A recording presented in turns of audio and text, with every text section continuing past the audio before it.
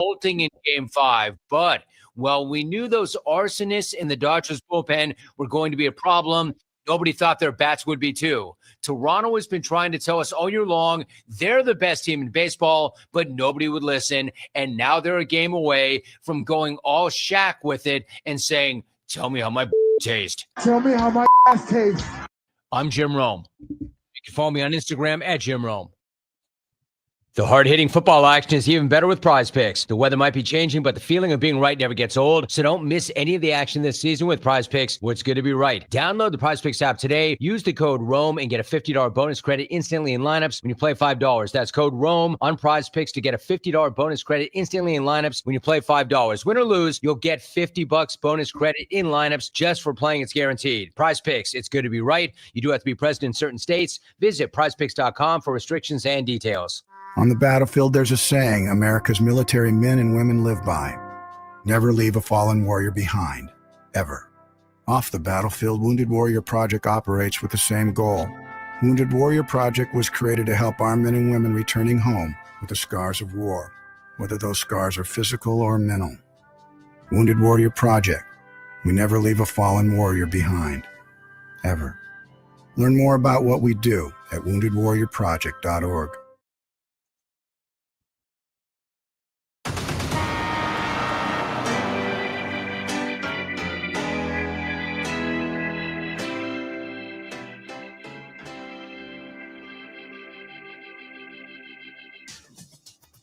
Now, from Wichita's most listened to sports radio, 97.5 and 1240 KFH, this is Sports Daily. Well, hey there, everybody. Welcome in to Sports Daily. We are glad to have you with us here on a Friday. TGIF, we're getting you ready for the football weekend, and we'll have the full cast. Jacob Albrecht here alongside TJ Cleveland, Max Power in producing. He's got your hotline at 869-1240. We've got your video streams at Facebook, YouTube, X.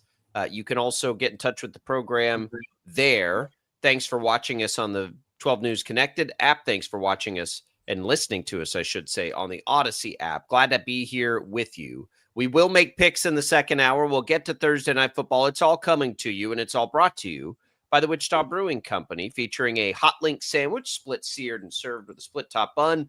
Chips, a drink for only $9, perfect for lunch. Hot link sandwich now available at Wichita Brewing Company. Pizza and beer made here. TJ, good morning. How are you? Good morning. Good morning. We're awake. We're doing the thing. We're talking about the football. Going to be an awesome Saturday. Going to be an awesome Friday. Lots to talk about. Coffee's brewing. We'll get it down here in a second, and then we'll talk some ball. You screwed it up. One day in. I messed it up. I know. One day in, you screw it up. You should. Man, you can't have it. You should have been drinking coffee for 10 minutes now. Can't do it. Thanks to Prairie Fire Coffee for keeping us fueled up each and every day, by the way, here on KFH. We have a lot of good stuff coming for you. We will get to Thursday Night Football. We will get to, because it matters, right? The Ravens are on a 2-game win streak and are the favorites to win their division, even though last week's first time they'd won a game in a long time. We'll talk about it. And the Dolphins may be done. How much longer are they going to let this drag out, I guess, if you will?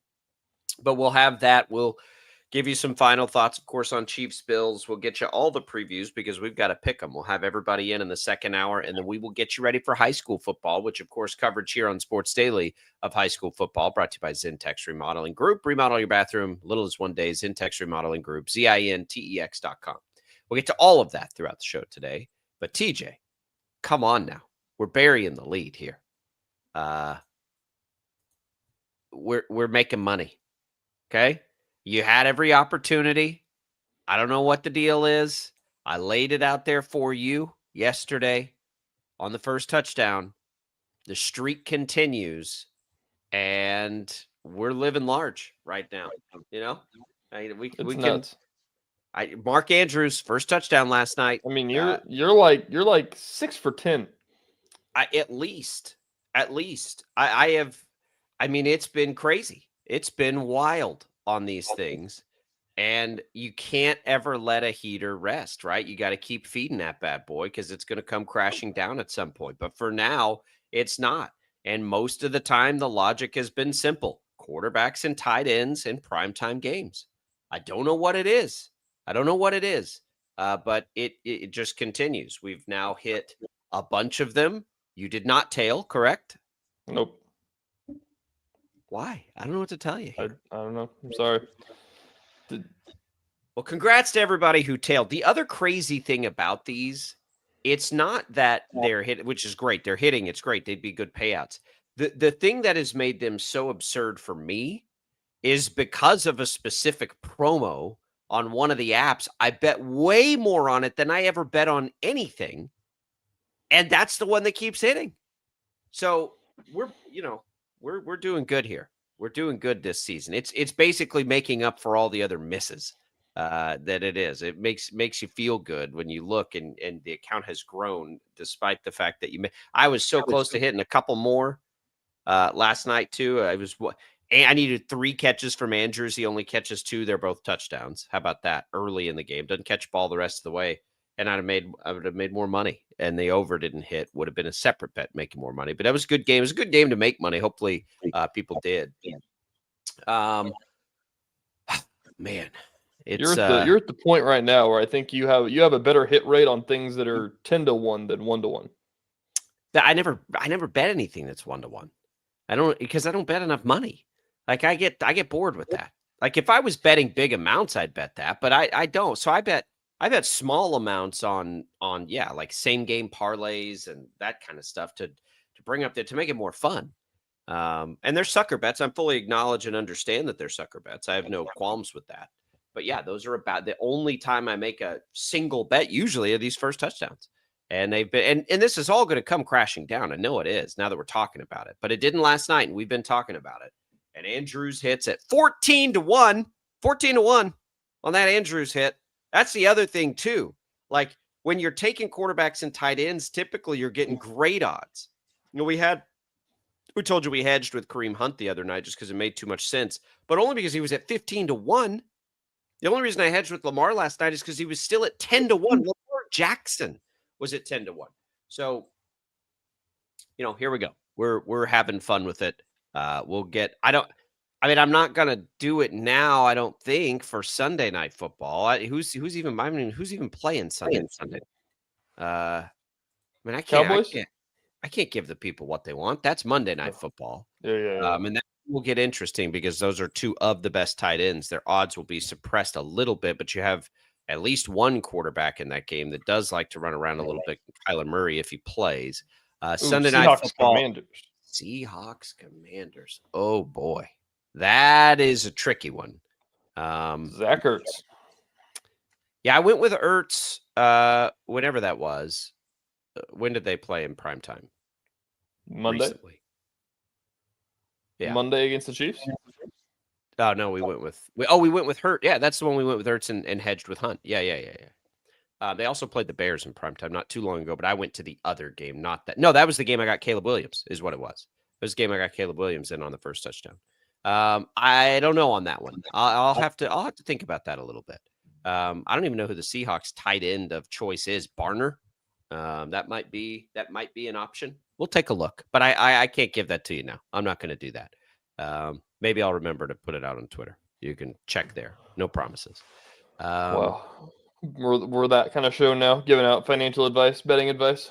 Yeah, no, I would never do that. That's why I'm always leery to do it, but it's been a fun one. It's been a fun one to follow. It was a good Thursday night football game. We'll get into it on what's that? We're the new Dave Ramsey show on KFH. Yeah, Dave. Yeah, great investment advice. My only betting investment advice to people is just don't bet very much money. Like you will have as much fun and enjoyment betting $5 and $10 as you will 100. In my experience, anyway. When you start to bet big amounts, it sucks kind of because now you're nervous about losing. Don't ever bet more than you're afraid to lose. That's my whether you're betting games or playing craps or whatever it is, just like use an amount of money that you're not going to like vomit over if you lose it. That's the only advice I ever have to people. Like it's fun, enjoy the game of it. Like betting football dollars is still a blast. So have fun with it. It's not a money-making venture. Casinos are big and shiny for a reason. Like you're not going to make money, but you can have fun doing it. and hopefully everybody does or doesn't. It's your own choice. But we did last night with Mark Andrews. Thank you, Mark Andrews, for that first touchdown. That was good stuff. I did what was funny, TJ. Quick shout out to Crestview Country Club for the Boo Bash, which was a lot of fun, by the way. If you are a Crestview member and you didn't go or you have kids, like, it was really good. They did a great job. They had a great buffet, had fun games. My 6-year-old son, nobody's karaokeing, TJ. Nobody. Guess who gets up there first and rips out a version of Thriller? My 6-year-old son. I was so damn proud. Like, that was a huge proud dad moment. But a great event at Crestview. Give them a call. They have events all the time. The folks from the wine night were kind of migrating over. It was a blast. But I was there, so I was getting all these texts, including from you, that Andrews hit. That was pretty fun. All right, we'll come back. Let's talk Thursday Night Football. Are the Ravens all the way back here? Should we be worried? They were my Super Bowl pick. Let's talk about it next.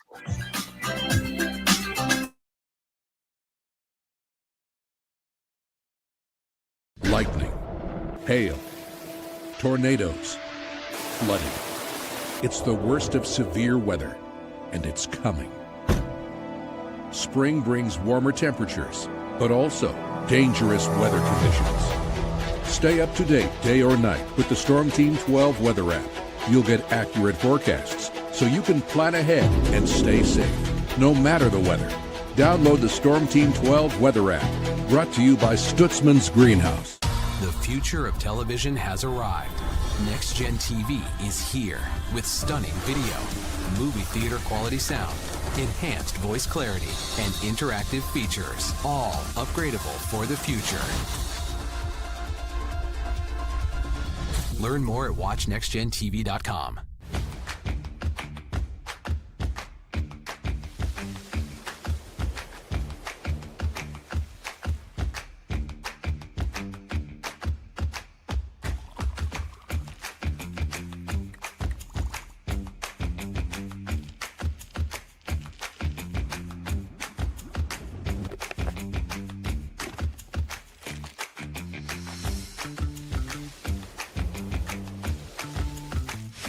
The canvas of our imagination. They tell a story. Clouds affect the events of your day.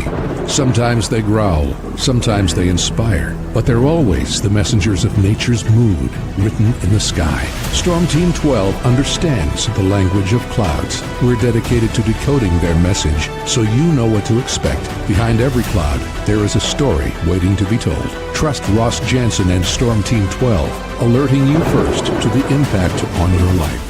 We are following a breaking update. Every day, all day, stream the stories that have you talking near and far. Whoever is behind the wheel of this bus is not stopping. From hundreds of local reporters and meteorologists spanning the country. Chaos here this morning at the UW campus. Search LNL for the all-new Local News Live streaming app.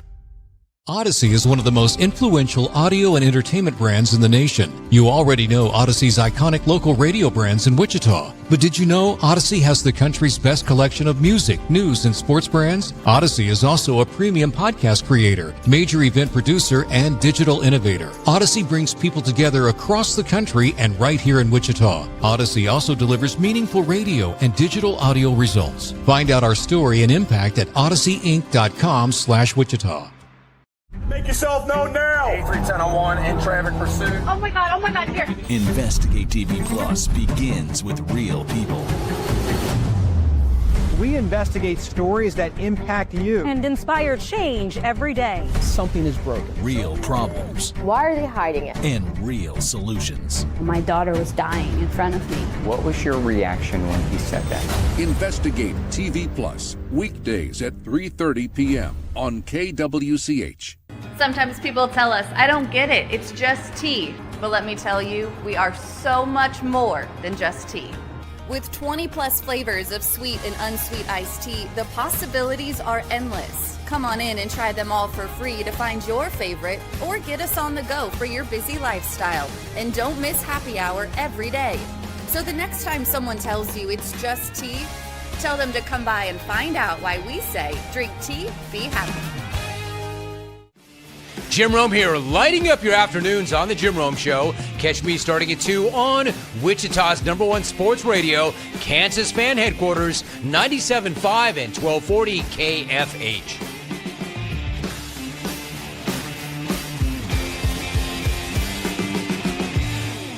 Mornings are busy. We're here to make your mornings better. We report the stories that affect you. 3 more hospital lies from contaminated apple juice just a day after the FDA issued a recall.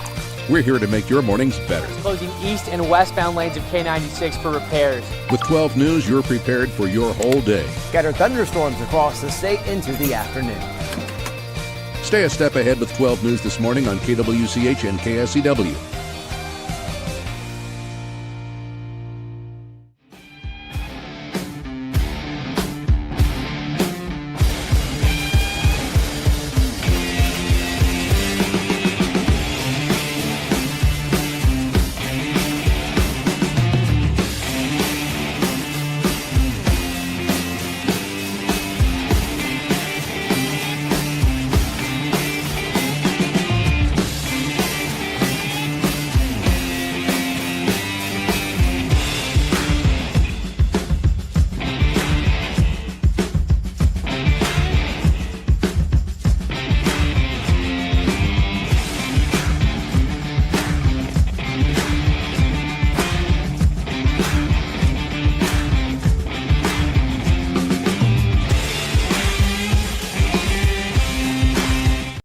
It's 9/12/40. Time to get busy. This is Sports Daily on KFH.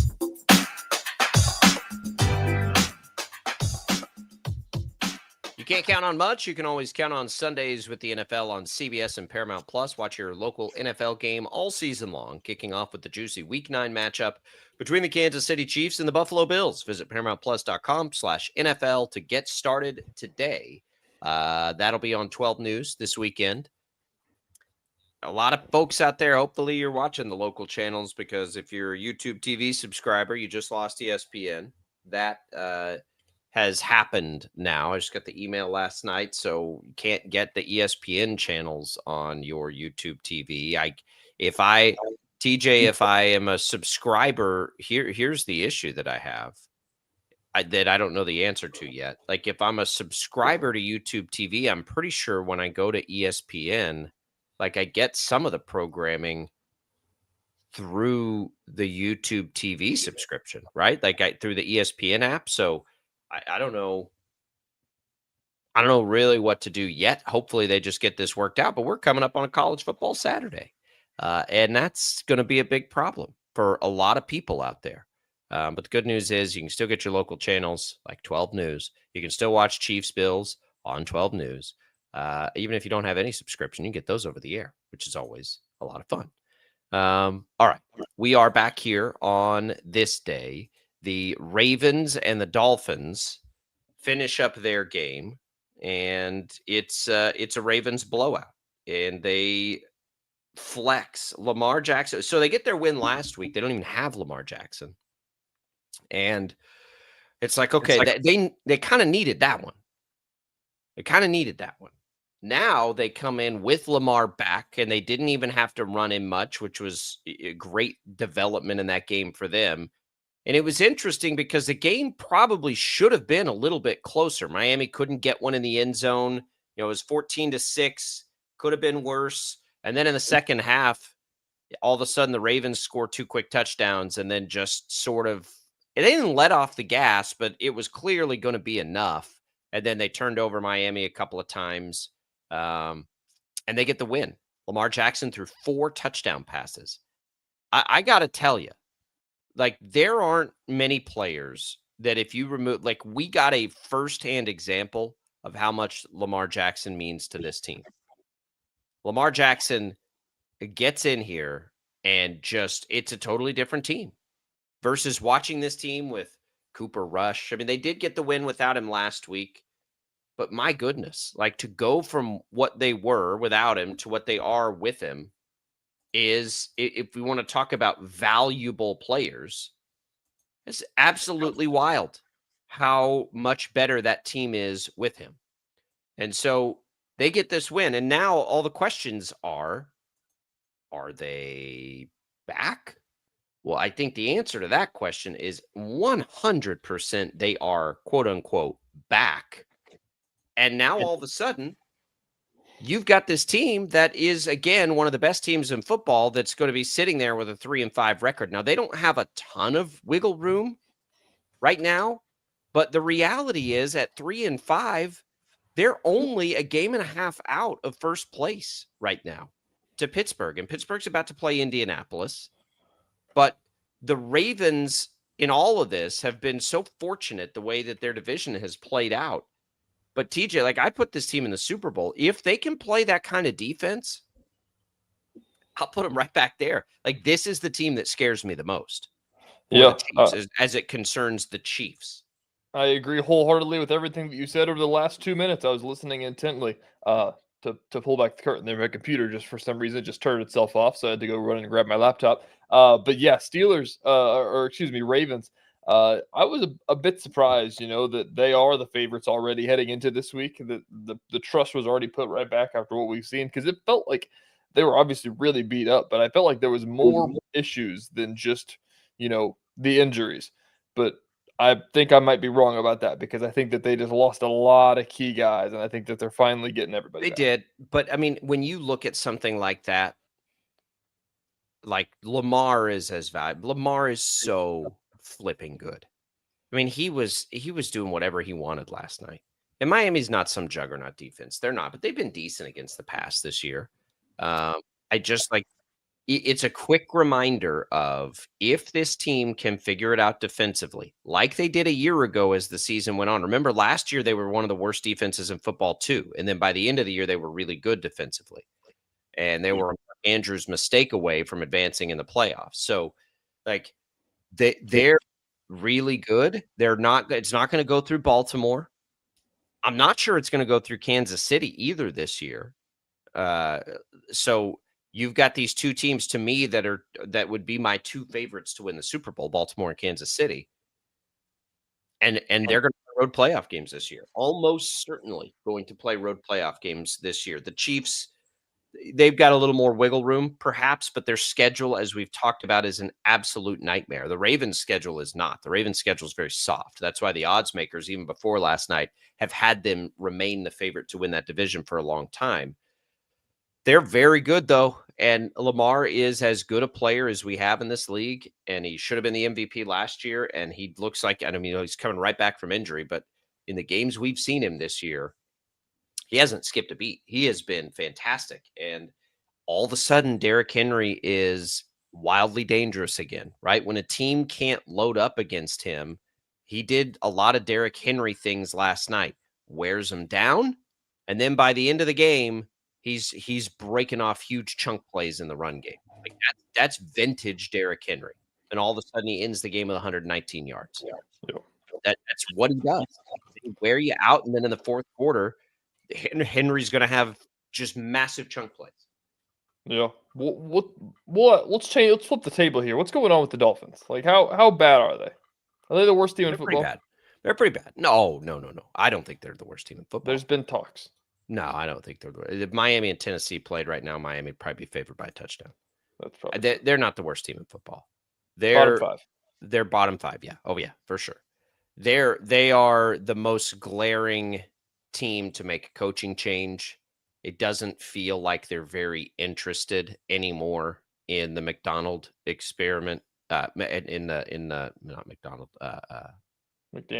McDaniel experiment. McDonald. No offense to McDonald in Seattle, but they just kind of seem disinterested in it, And Tua's kind of been saying things like that, probably when he shouldn't have, but he has. Tua is an interesting quarterback. He's good if everything around him is correct, right? Like if he has a good line and all his weapons and he's got the time to distribute the ball, he's a good distributor. But he's not an elite great quarterback in this league. And Achan's really good. Like they have these pieces. They do. They should be better than they are, I think. Even without Tyreek Hill, they should be better than they are. But they're not. And I think, it's probably a coaching thing. And they're going to have to just sort of punt on this season. It'll be interesting to see what they do, though. If they stay bad, if they don't win any games, like if it spirals further out of control, they'll be in a position to take a quarterback probably. And what do you do at that point? You've committed to Tua, but would you be ready to turn the page?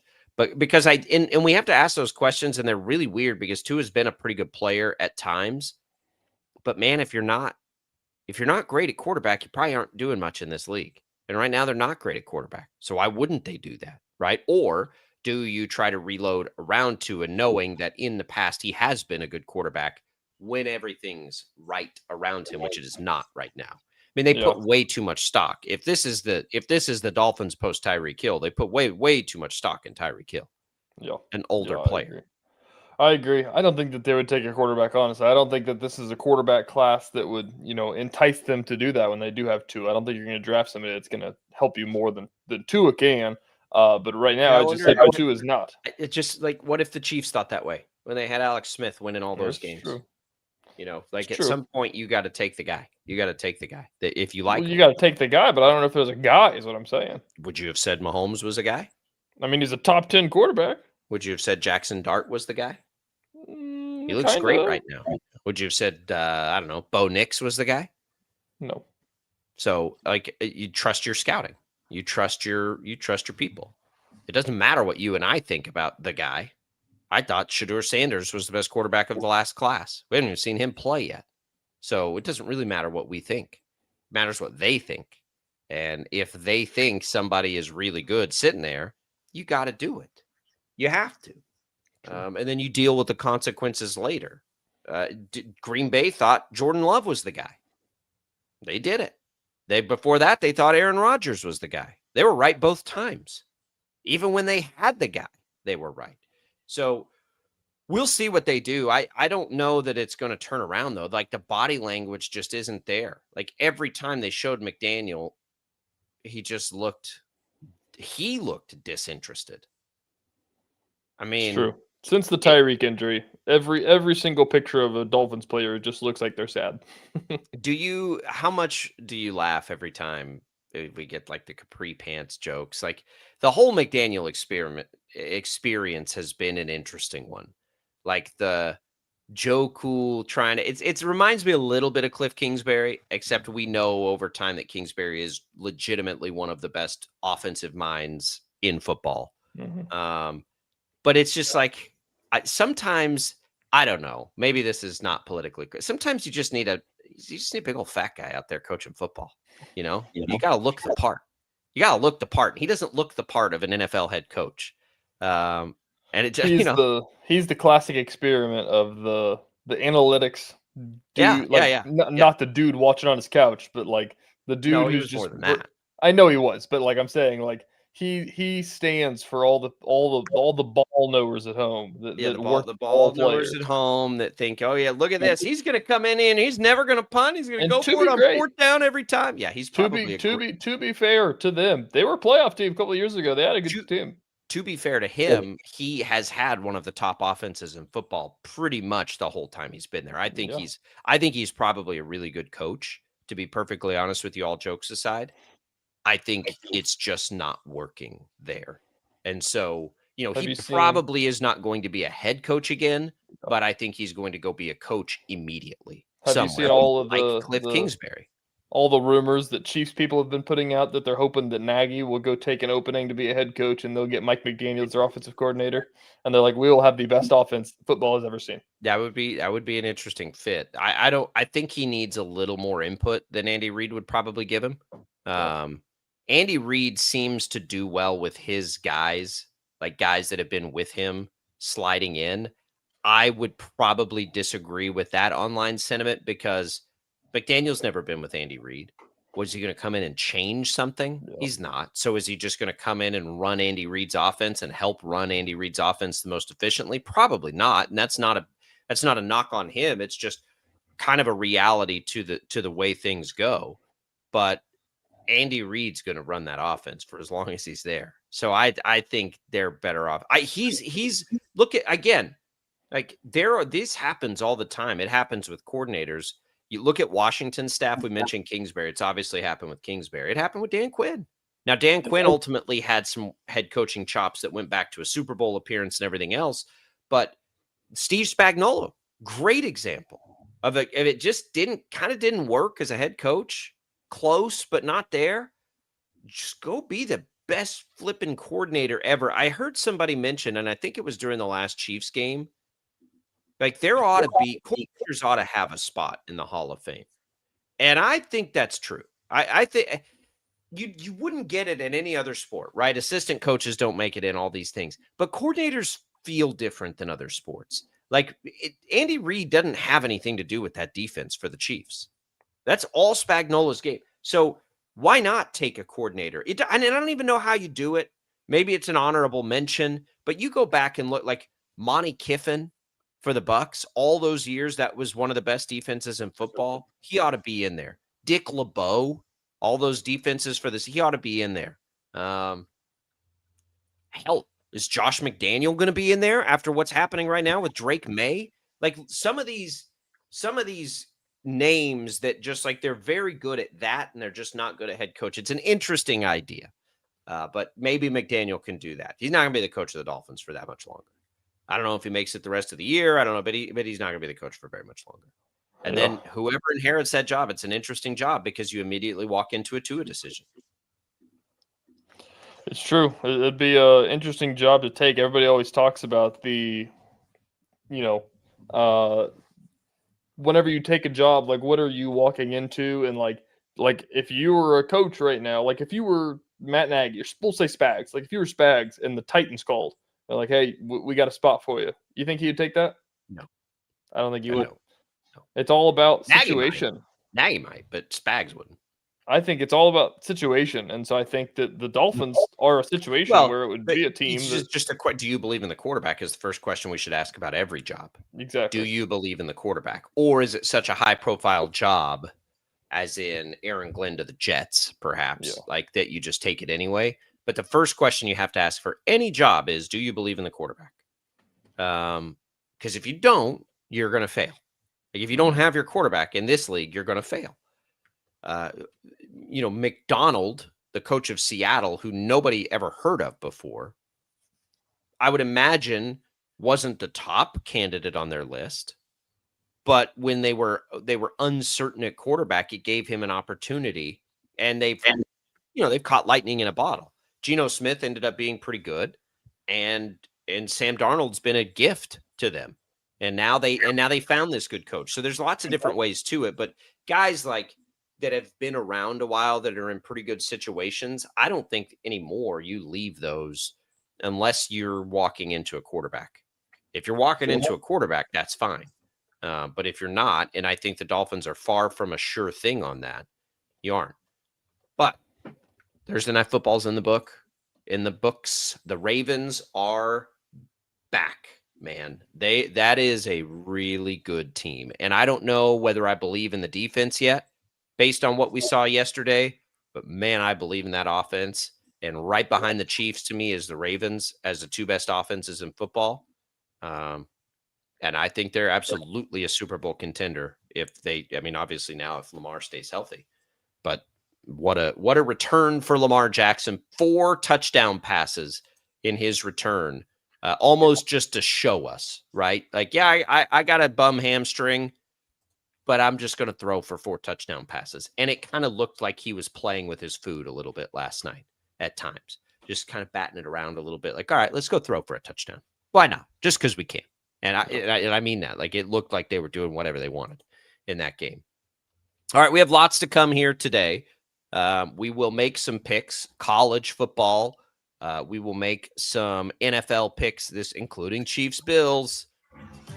Oh man, I'm having a hard time with that one again here this week, but we'll get to that. The LSU situation takes another interesting turn. We'll discuss the latest there when we return on Sports Daily. Don't go away. 97.5 and 1240. Lightning, hail, tornadoes, flooding.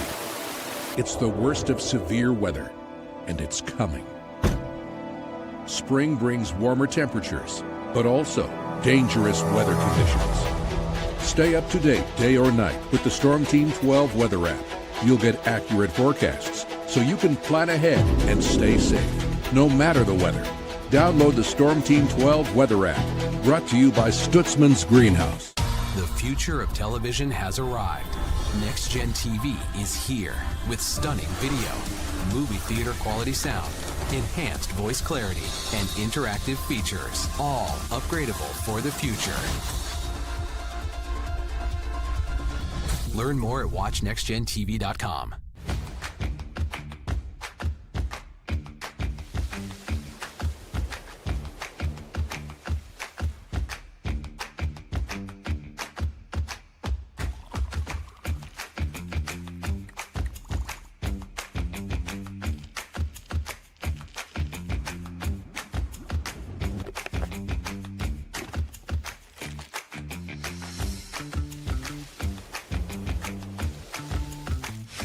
The canvas of our imagination. They tell a story. Clouds affect the events of your day.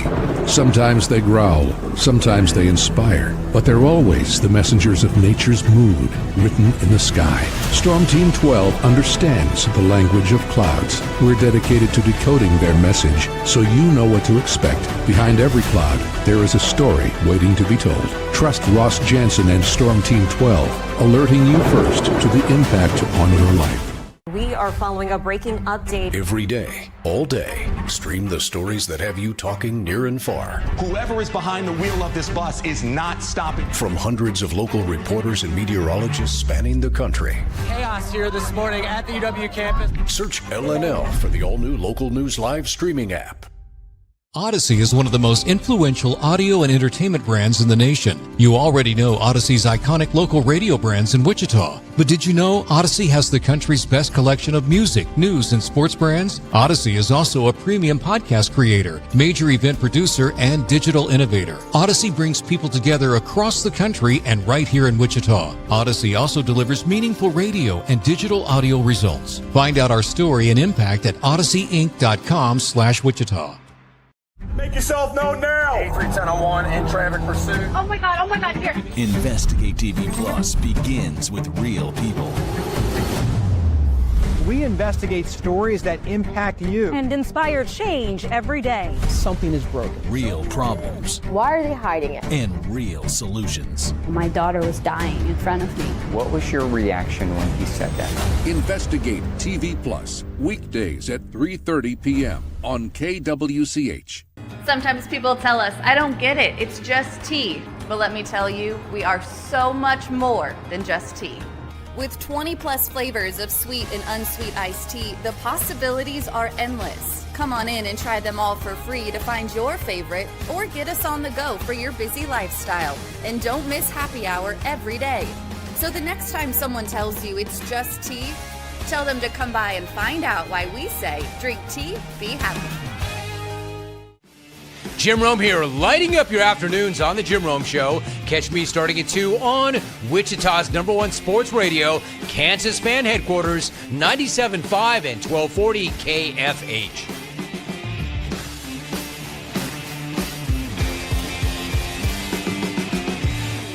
Mornings are busy. We're here to make your mornings better. We report the stories that affect you. 3 more hospital lies from contaminated apple juice just a day after the FDA issued a recall. We're here to make your mornings better. Closing east and westbound lanes of K96 for repairs. With 12 News, you're prepared for your whole day. Scattered thunderstorms across the state into the afternoon. Stay a step ahead with 12 News this morning on KWCH and KSCW.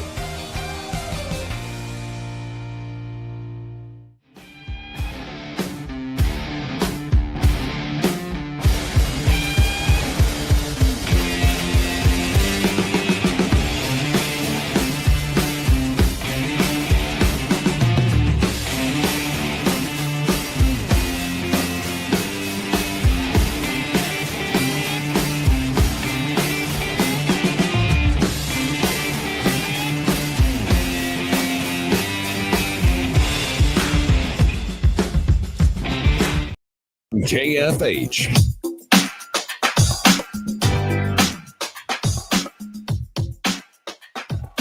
All right, welcome back in, everybody. It is Sports Daily. We are glad to be here with you on this Friday. Getting ready to make some picks in the next hour. We'll be having some fun with that.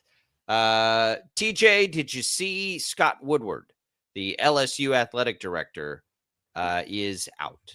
They agreed to part ways. The program Really? announced Thursday night. I did not see that. They agreed to part ways. He wasn't fired. They agreed to part ways. Well, good thing he wasn't fired. I guess you know what the funniest part of this story is? What? That Scott Woodward has a buyout of $6.5 million. I mean, what are we doing here? LSU is going to pay almost $60 million to a couple of guys to go away. Get out of here. Here's $60 million for your trouble. Why are we doing this? Like, this chaos is situation. Why? Because the same guys negotiating all these contracts. Who did he even have to negotiate the Scott Woodward buyout with? Himself? You know what? I'm going to give myself a $6.5 million buyout on this deal. Like what? Like, so stupid. I'm sure he did a lot of great things at LSU. He won national championships. It's kind of nuts. I saw Ryan Clark going crazy about this on First Take yesterday because he's an LSU guy. He's like, he hired a baseball coach that won a national championship last year. He hired Kim Mulkey, who won a national championship. Yep, that's great. I'm happy for him. He also lit $50 million on fire. I agree. And there is not a person in this country outside of, I don't think, the college sports world that can just legitimately lose as much money as these places are in these buyouts. I mean, you are lighting it on fire and keep their job. Oh, hey, yeah.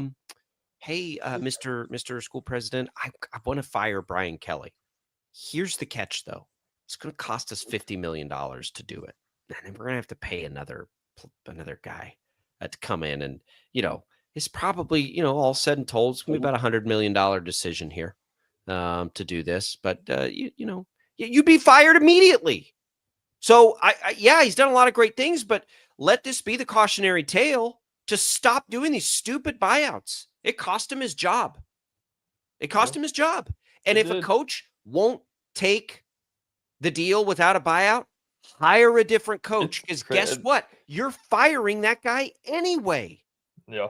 This made its rounds yesterday. We talked about this, and the crazy coach culture is about Matt Rule. Matt Rule gets a contract extension in Nebraska, and everybody's like, let's go. He's staying where he's not going to Penn State. We got Matt Rule.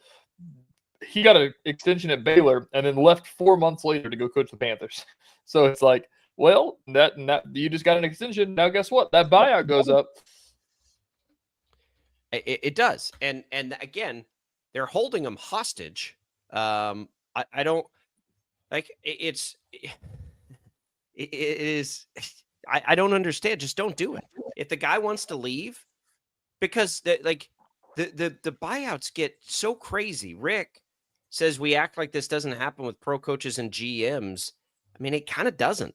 Like we're not. If who's been fired in the NFL this year? I don't think they were staring at $50 million buyouts in their deals. Not even that. It's a bigger deal that it's a college because it's coming from college campus money. Yes, they're publicly funded universities doing it too. That is a big part. And people will say, "Oh, well, that money's coming from somewhere else." It is, but that just means that person that's paying that money isn't paying it to the university. So it is coming from the university. And while none of us can afford a college education, I just can't stomach $50 million buyouts. Sorry. I have no sympathy for that. If pro teams wanted to do it, and I don't think that they do to that level, if they wanted to, fine. Like they're private companies that can do whatever the hell they want. They might have, he says they might have to pay the remainder of a contract. Yes, they signed a contract though. I don't have a problem with that as much as just a buyout figure. Like, and even then, it's still like that's a private company. Jerry Jones can do whatever he wants with his money. It has no impact on anything. He's not running a public institution for it. So it isn't quite the same. And it's absurd. And the other thing about the NFL is if you went to an NFL coach, I mean, there aren't very many times where you could say an NFL coach would say, "Oh, well, I want a buyout, whatever that would even look like in the NFL," because they'll just go on to the next guy. A lot of these owners be like, okay, no, like that's a stupid thing for me to do. Like you might get fired in a year or two. Like I'm not going to do that. But in college, it's got to be these agents. I don't know. And these agents, I think, represent a lot of pro guys too. But anyway, he loses his job because of a buyout. Woodward lost his job that he was, by a lot of accounts, really, really good at because of a buyout that he fired a coach for. If these coaches don't want to take the job without the buyout, let them go. Yep. Find your next coach that will. Yeah, it's crazy to think about this, by the way. I'll circle it back to the story of last basketball season whenever everybody hated Jerome Tang and wanted to get him fired, and they couldn't do it because of the buyout. What do you think Jerome Tang's buyout was? Do you remember the number? Before the extension? No, after the extension. $12 million? $5 million. Yeah. Compared to $54 million that Brian I Kelly forget just what got Greg paid. Marshall's was, but the Shockers are. His was only like a couple million, I think. No, it was big. It was big. Was it? Yeah. It was big, but his was an interesting situation because 7. You had the issues at hand at the moment, like the I guess we can call them accusations that were verified to us by players, but whatever. The interesting part of that one was you had that situation and they still bought it out, probably because you had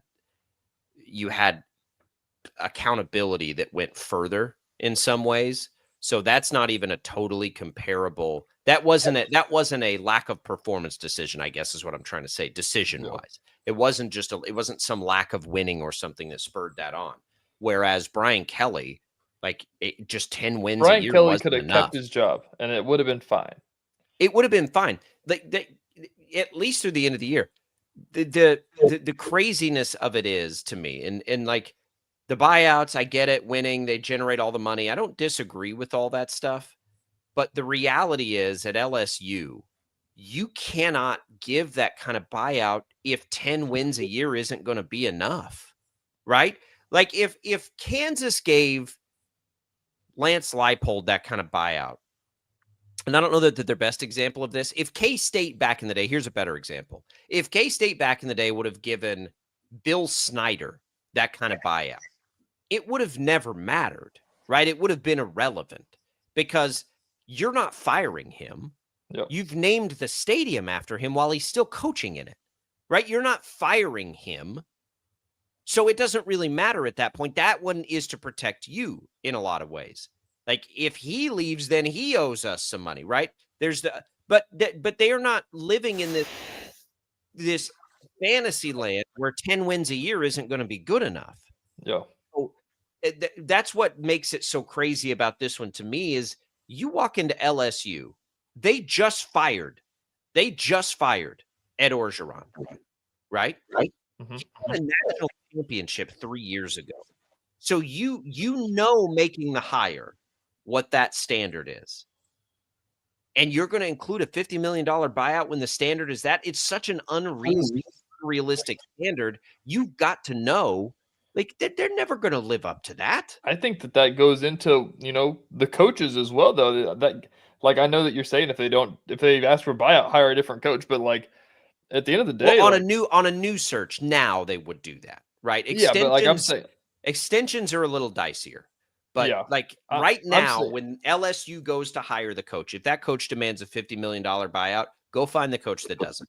There's but like the thing is, though, I mean, if you want, I don't know who a good example, like Lane Kiffin. If you want Lane Kiffin, who right now is the hottest coach in America and everybody wants him, you ask him to come to LSU and you fire him if he's got 10 wins, be like, yeah, I'd like a buyout, the big buyout too. Like, you guys are going to fire me if I don't win a national championship. Like, it's such a risky job to take. So that's where the idea has been floated around by some of more incentive-based stuff. Like, how about this? You get a $12 million bonus if you make the CFP. Yeah. You know what I mean? Like, we'll get to the same amount of money. We'll just make it incentive-based. And then there's protection both directions, right? A little bit. True. Because if you're the school, you'll pay that right now. Here's a blank check for the value you would bring us if you have that kind of success. And if you're the coach, you know that, and you make the incentives crazier. It doesn't have to be CFP. Like if you're Brian Kelly, you walk in and you say 9-win season is worth $3 million.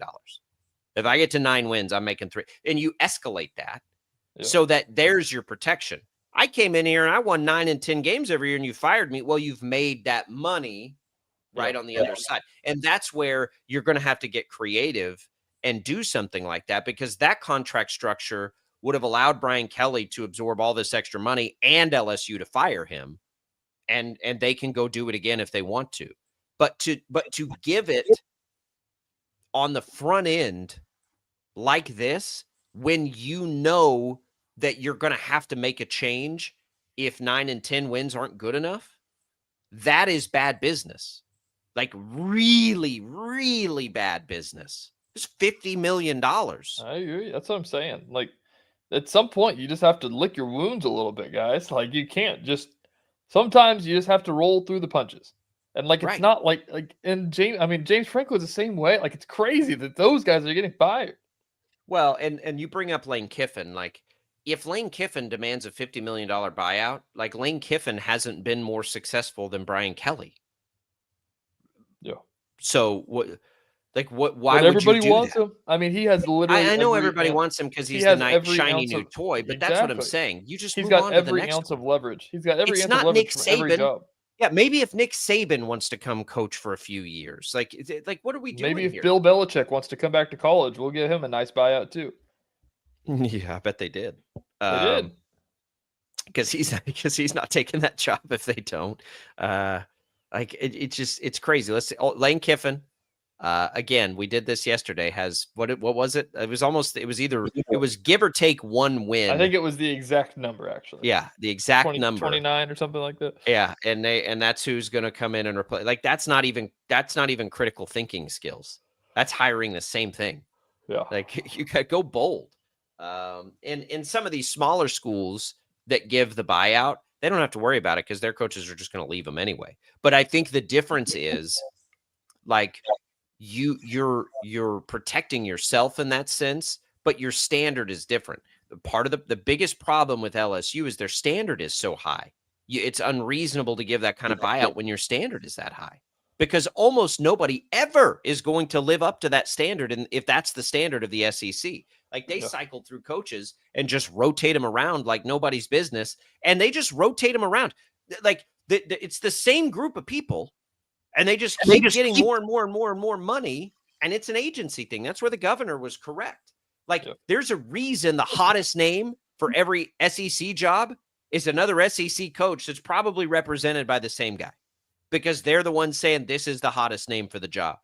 Critical thinkers go and find Tulane's coach to be the next coach of LSU. If they hire the Tulane coach, people are going to lose their minds. People will lose their minds for 5 minutes until he starts 5-0, and then they'll all say he's the best coach ever. That's true. People do that. You just got fired. You just got fired anyway. Scott Woodward or whoever the replacement is, you just got fired anyway. So go make a bold move. Winning national championships in every other sport wasn't enough because it's just, I don't know. Why would you go down that road again? And they will. Make no mistake, they will. They'll go down that road again. And good luck. The governor yesterday, I don't know if you saw this doing his interview round, said they weren't going to make the BCS anyway this year. Yeah. I don't think they are either. They won't. They won't. And I feel bad for him. I say stuff like that all the time. All right, we'll come back. Hour number 2 means football picks. We'll do that. Having a little fun here on a Friday edition of Sports Daily. Don't go away.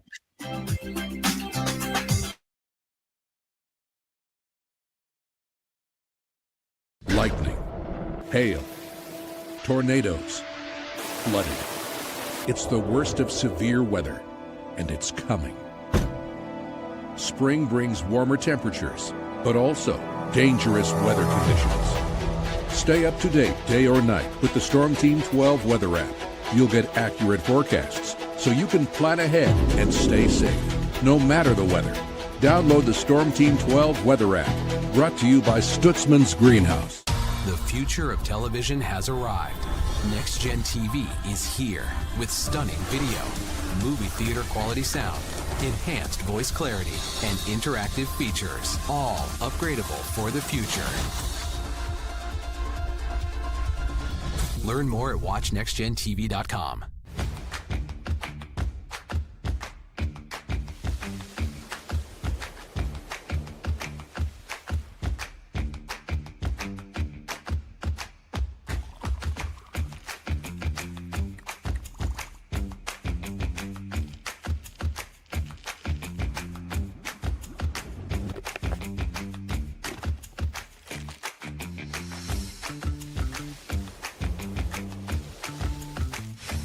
the canvas of our imagination. They tell a story. Clouds affect the events of your day.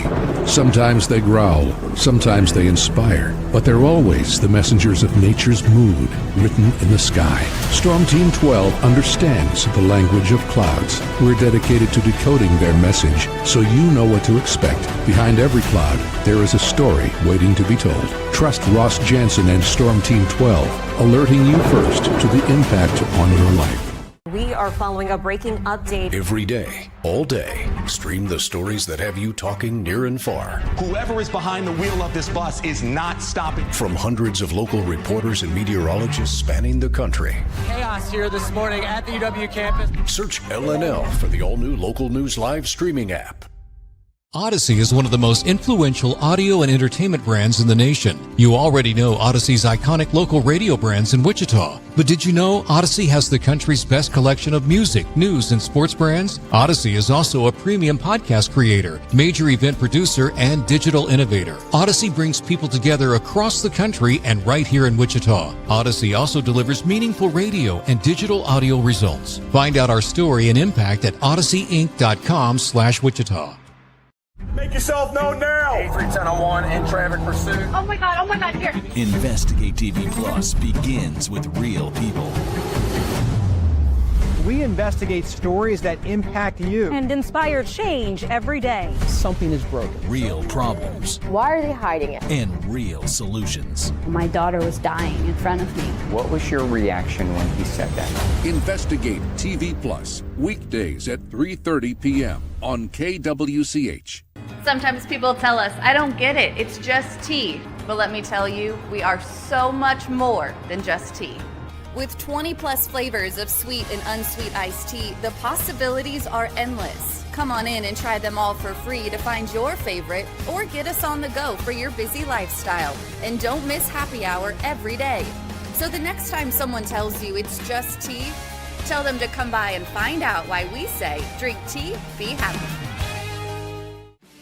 Jim Rome here, lighting up your afternoons on The Jim Rome Show. Catch me starting at 2 on Wichita's #1 sports radio, Kansas Fan Headquarters, 97.5 and 1240 KFH.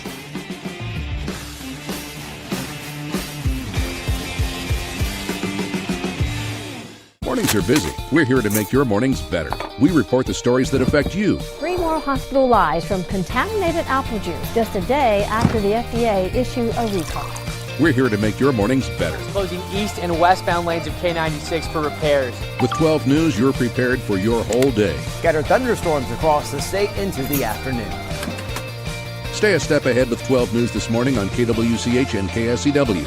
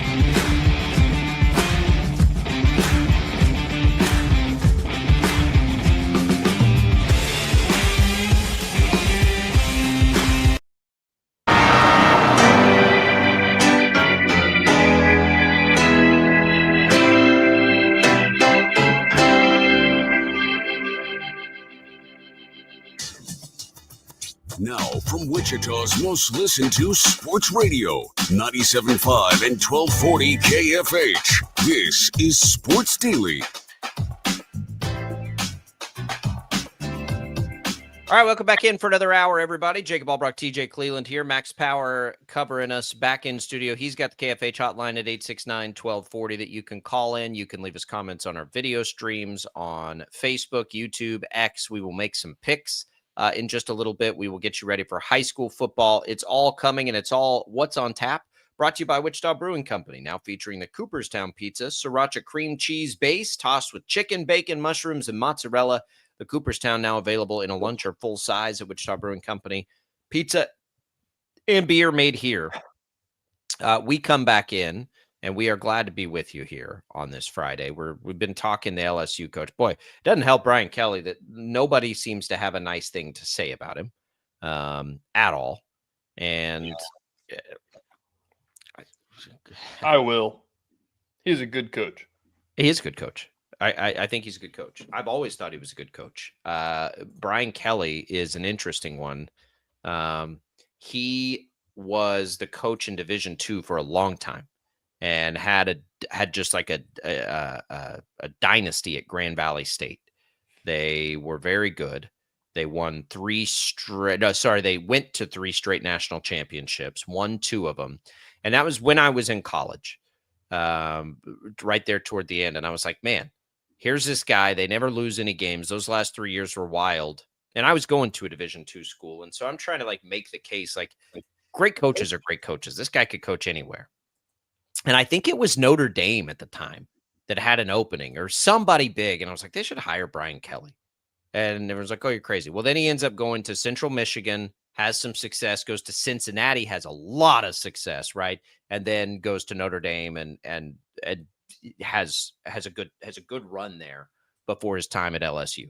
So he is a good coach. He's won everywhere he's ever been, but he has a reputation of kind of being a jerk. And that's, of course, getting people pounding their chest about it right now. But he continues to just remain in the headlines. I mentioned this right kind of when you lost your connection, TJ. This YouTube TV ESPN thing has come to a head. We do not have. If you're a YouTube TV subscriber right now, I don't think you have ESPN. I haven't turned mine on this morning, but I got the email overnight that they're done, that they're disconnected. And it's so funny to me, like all the cord cutting and everything that everybody's done and all of these things. And we're back to cable. By the time you get what you want, you're back to an expensive cable bundle. This is why cable was expensive all those years anyway. But they're going to pick and choose. And YouTube TV, at least what they send me, they're going to offer people like $20 if they don't get this figured out. And that's a pretty good gesture, to be perfectly honest with you, because that's like, I have YouTube TV because it is, to me, the easiest place to get all the sports that I want to watch in one easy to go place. If they don't have ESPN, like, especially coming up on college basketball season where it's the most evident for me. It's they know what they're doing too, to make this contract expire in the middle of college football season as college basketball is about to start up. Like, they did this at a good point to get everybody fired up about, hey, look at this. We're about to lose this. If it was the summer, who's the greedy one here? Like, who are we blaming? Who do we cast ESPN. blame to on this? ESPN. Because ESPN is trying to hold, I think this is, commentary. They're programming. Yeah, but this is my commentary on the situation, is that this has happened so many times now because they, like, YouTube TVs have the same, price to viewers that attack. Like, I don't think that YouTube is trying to, or Google, I think Google runs YouTube TV, is trying to, like, increase their triple bottom line by, like, trying to lowball ESPN because they know that that's a driving force of what probably 80% of their customers, at least the over majority, want. And so I think that this is ESPN, especially now with their app that you can just go watch ESPN on now and not need YouTube TV, saying, hey, like, we don't really need you anymore. Like, if you want us, this is the price that we want. They do need YouTube TV. This will get done. They need them because a lot of they need viewers, and they still need. That's what their whole point. If you're going to subscribe to YouTube TV, you just subscribe to our service. Yeah, I think it's just a negotiation, and it's unfortunate. But you work in the television industry. These broadcast rights deals, you probably should be on the side of ESPN. Because the distributors are like the biggest chunk of change coming into local TV affiliates, I think, is still those broadcast right deals to the distributors. And those have shrunk significantly over the years. So, like, everyone wants to throw stones at ESPN, and I get that. This is ESPN's programming, and they think it's more valuable. And they think YouTube TV ought to have to pay more to have it. And I don't have a problem with that. It's a negotiation, like you're saying, and I agree. And I mean, both sides are entitled to, the prices that they're bringing to the table. But unfortunately, if if one side budges, whatever side it is, it's going to be at the foot of the viewers, which kind of stinks. ESPN has a history, I think, of overplaying its hand on things. Longhorn Network, maybe, I don't know. There have been examples of it where they probably are a little too aggressive on stuff. But I will say, like, they're making a big over-aggressive mistake if they don't think they need YouTube TV or other people, because the reality is, yes, they have an app. It's great. It's fine. Whatever. I don't use it very often. I use YouTube TV. The only time I use it is when it's a plus game and I'm watching the Shockers or college football when it's KU. That's literally the only time I use the ESPN app. More often, like, I'm going to YouTube TV to watch ESPN, which I think is what the majority of people are doing. If they lose that, their audience will shrink tremendously, and they can't afford that because then they can't boast the viewership to go sell the big ad dollars for Monday Night Football, right? Yep. Like, that's where it's going to be a big problem. And I think that's where YouTube TV, they're still, like, their value to the table is distribution, right? It's the distribution piece. Like, we can get your product out to the most people, and that also benefits you, by the way, when you sell ads. I think this will probably not last very long. I honestly wouldn't be surprised if they had it back by tomorrow in time for college football. Yeah, they will. They will.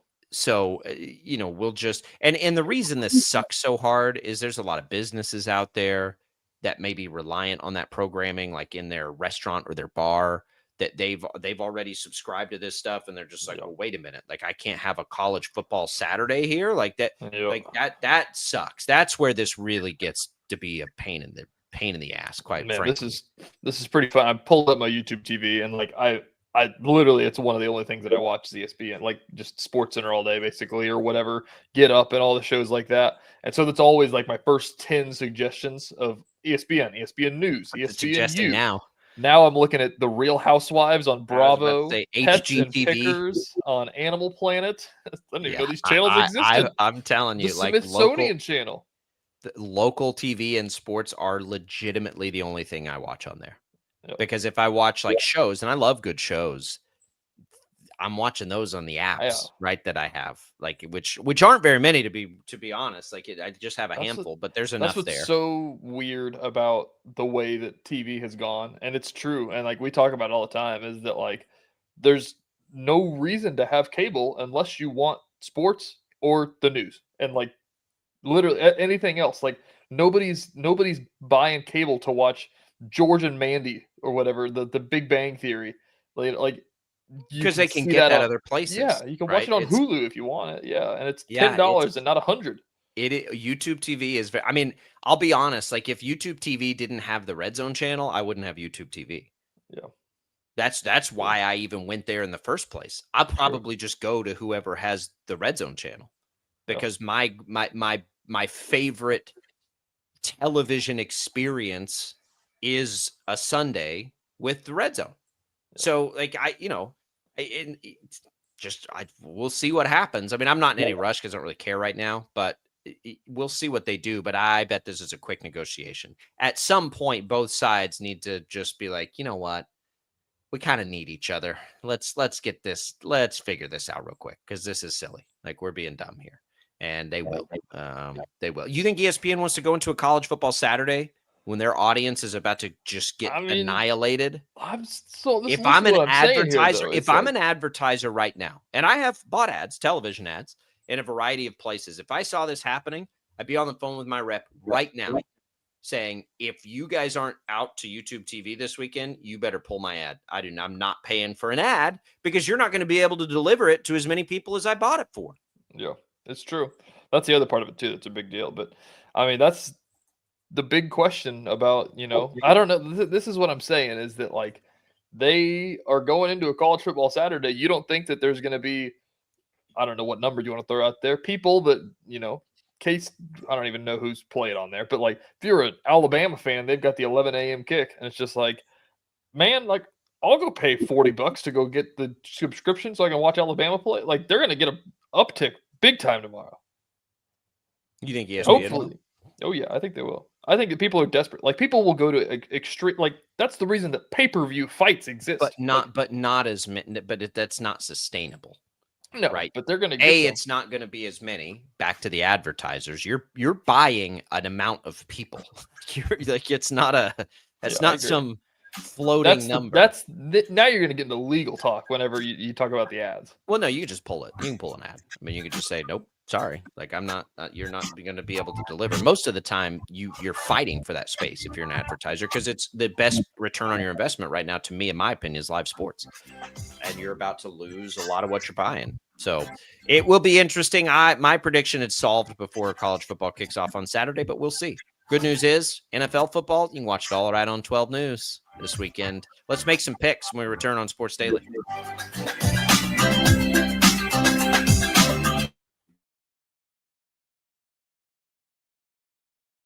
Lightning, hail, tornadoes, flooding. It's the worst of severe weather, and it's coming. Spring brings warmer temperatures, but also dangerous weather conditions. Stay up to date day or night with the Storm Team 12 weather app. You'll get accurate forecasts, so you can plan ahead and stay safe, no matter the weather. Download the Storm Team 12 weather app, brought to you by Stutzman's Greenhouse. The future of television has arrived. Next Gen TV is here with stunning video, movie theater quality sound, enhanced voice clarity, and interactive features, all upgradable for the future. Learn more at watchnextgentv.com.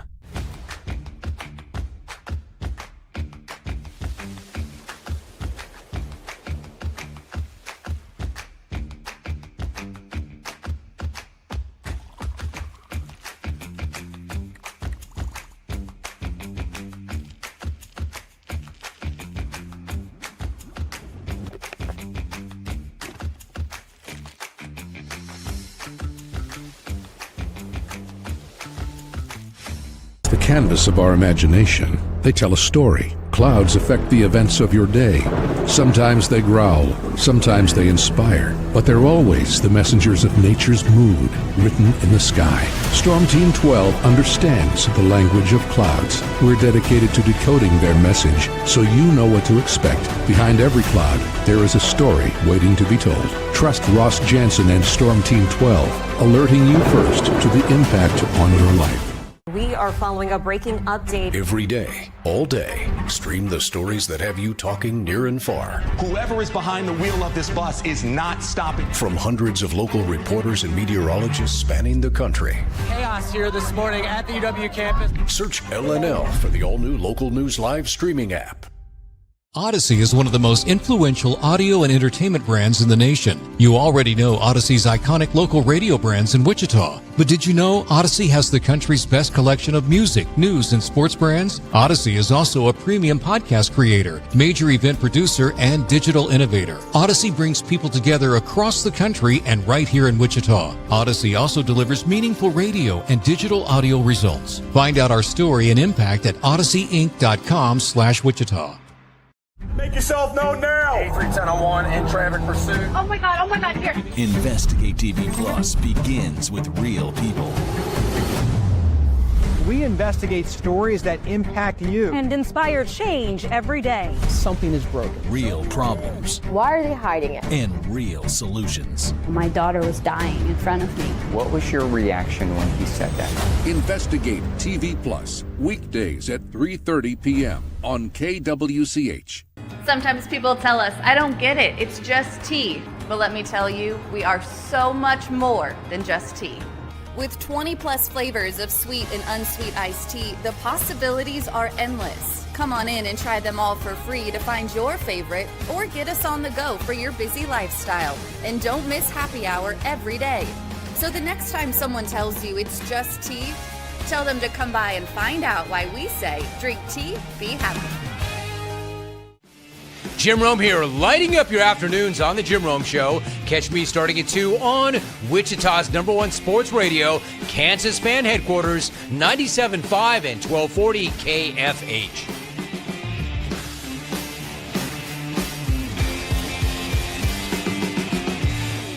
Mornings are busy. We're here to make your mornings better. We report the stories that affect you. 3 more hospitalized from contaminated apple juice just a day after the FDA issued a recall. We're here to make your mornings better. Closing east and westbound lanes of K96 for repairs. With 12 News, you're prepared for your whole day. Scattered thunderstorms across the state into the afternoon. Stay a step ahead with 12 News this morning on KWCH and KSCW.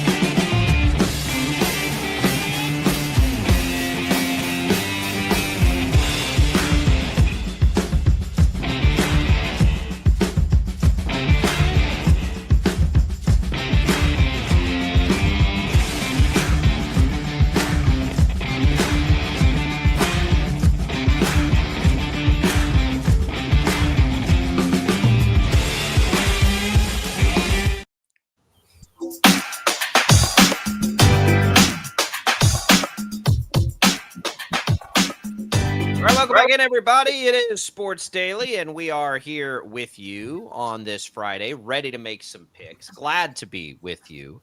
Brandon Zenner will not be able to attend, but I do have his picks. So we've got all kinds of fun to have over the next few minutes here. 3 college games, 3 NFL games. TJ, I haven't seen the standings. I don't know if you sent them or not, but oh my gosh, I haven't tallied them up yet.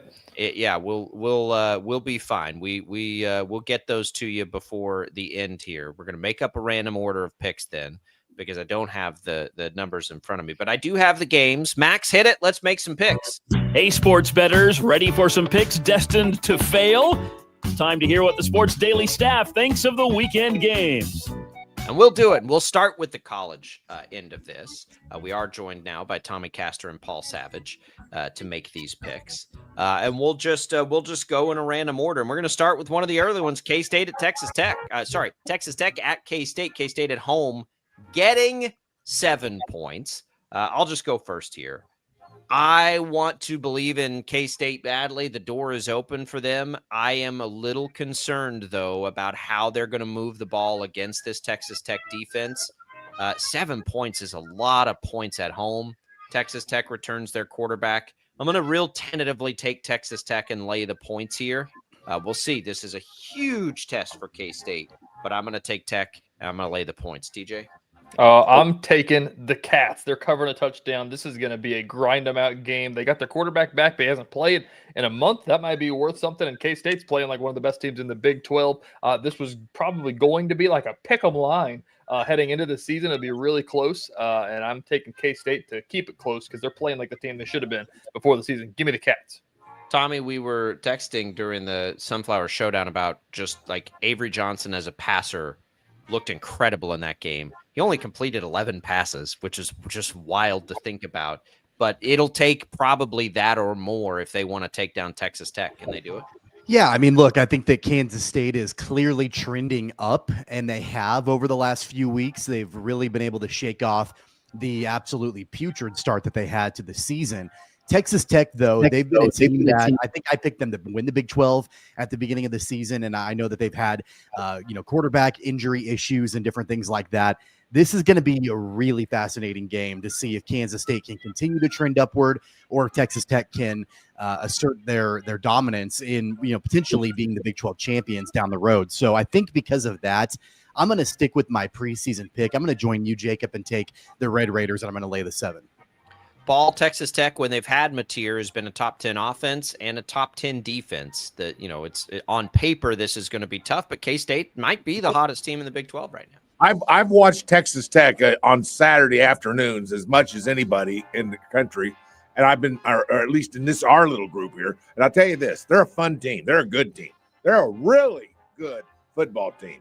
And for that, and by the way, K-State has kicked my butt all year. I've gone against K-State, and it's really hurt me in my overall rankings. The same with KU, and we'll get to that in another second. But I'll tell you what, one more week, One more week, I'm going against K-State. I'm taking Texas Tech. I'm doing it because I'm still not convinced K-State's for real. But you know something? I'm starting to warm to that possibility that they are for real. I love that they're at least in a game of magnitude again this year. Correct. Brandon is taking K-State. So it is as even a split as we're going to find on that game, and it should be a whole lot of fun. All right, Oklahoma State at KU. KU laying 24.5. I honestly feel like that's a big number, 24.5. TJ, where are you going with this one? That is a very large number, and I think I'm going to take it. I think this is a game that we're not going to see Jalen Daniels play past the first half. It's finally going to be the Isaiah Marshall game in the second half, and they're going to let him cook, let all the young guys in there, and I think the Oklahoma State is really, really bad. Tommy? KU. Yeah, here's the really interesting thing. A little piece of trivia about this. The two guys that are interimly leading, is interimly a word? They're the interim leaders of Oklahoma State, are former coordinators for the Jayhawks. Doug Meacham and Clint Bowen both spent time with the Jayhawks. Clint Bowen did for a long time. He was one of the interim head coaches for Kansas at one point. They're both down at Oklahoma State now. I don't think that's going to matter. That being said, though, 24.5 is really, really large. I think that the Cowboys can keep it within 3 touchdowns, I think. So I'm going to take Oklahoma State. I think it's going to be probably about a 3-touchdown game. So give me the Cowboys. I'll take the 24.5. Tommy's taking a 21-point KU win, which means he's on the Oklahoma State side. Paul? Well, KU has beat me down. Bit of disappointment, at least for my bookie works right here. I'll tell you right now, I'm off of KU. I'm done with KU next week. I'm taking KU. All right. So Brandon is taking KU. I'm just trying to look back because these are these funny lines. Texas Tech blanked Oklahoma State 42-0 last week in a game where they lost their backup quarterback. Cincinnati covered the number when they played him. Houston did not cover the number. Arizona State covered the number. Baylor would have not covered the number. So it's hard like this. I'll take Kansas at home. Kansas has to, like if they're going to just kind of keep everybody from having the conversations with some people that they've been trying to have, they need a big convincing beat the crap out of them kind of a win. And so I'll bet on Jalen Daniels and that offense to be able to do that in this game. Give me KU. Tommy gets an island there. All right. Cincinnati at Utah. Utah is a 10.5-point favorite, Tommy, against a team in Cincinnati who hasn't lost a Big 12 game yet. Yeah, I mean, Utah, I've not been on them for most of this season. In fact, I'm pretty sure I picked BYU when BYU and Utah played each other. And for some reason, I just haven't really been high on Utah. 10.5, getting into double digits, taking on a team in Cincinnati that, like you mentioned, is undefeated in Big 12 play. I know this game is at home, but double digits in that regard, that's going to be a tough task taking on an unbeaten Cincinnati team in conference play. So I'm going to take Cincinnati on the road. I'll take that 10.5. I think Utah can win the game, just maybe not by 10.5. Paul? Well, you know, Cincinnati has been an interesting team. I really wasn't planning on watching much of Cincinnati through the course of this year. I mean, you'd see it you'd see it's coming on and they're going to play somebody and you go, well, I don't need to watch too much of that. Turns out I should have watched more than I've been watching. And when I watched Cincinnati, I'm impressed. It's a good football team. Is it 10.5 points better than Utah? I don't think so. I also, along with Tommy, is going to take Cincinnati. All right, taking those points. Cincinnati this year is – they're not jumping off the page at us at really anything that they do, quite frankly. They're just winning. That's the thing that they're jumping off the page at. Utah, meanwhile, quietly, very quietly, is boasting a top 15 offense and a top 15 defense this year. Their only losses are to unbeaten BYU, very close game. And then they lost at home to Texas Tech in a game where they were physically dominated. My gut on this told me to take Cincinnati because it's too many points, but I think everybody in the world's going to be taking Cincinnati. I'm going to take an island here. Utah's a weird place to go play. Give me the Utes. I'm going to lay 10.5. Give me the Utes. TJ, Brandon is taking Cincinnati. Are you going to give me this island? I'll give you the island. I have a special connection with Brendan Sorsby since he's almost smoked me in the face with a spiral at the KU game. Ever since then, I've been riding with the Bearcats. Utah, since they'll have their hands full, Utah's good. Like they're. I was surprised when I was looking them up that they've been statistically as good as they've been, because they kind of seem boring, right? They have not been. They've been a really good offensive and a really good defensive team. TJ, way to get in there and make it about yourself. I love that. What I'm I love that. Especially when it's such a disappointing moment in life. Top regrets in life is TJ's, old man Cleland's going to be on his deathbed and somebody's asking him about his greatest regrets in life. Fumbling that. I didn't catch the pass from Brendan Sorsby, son. Not catching that ball on national television. It'll be up there. It'll be up there. All right, Broncos Texans. It is a 1.5 point game. The Texans at home are favored. I think I'm up first again here. I'll finally buy in on Broncos. I really wanted to take Houston in this game. We know Patrick Surtain's out now.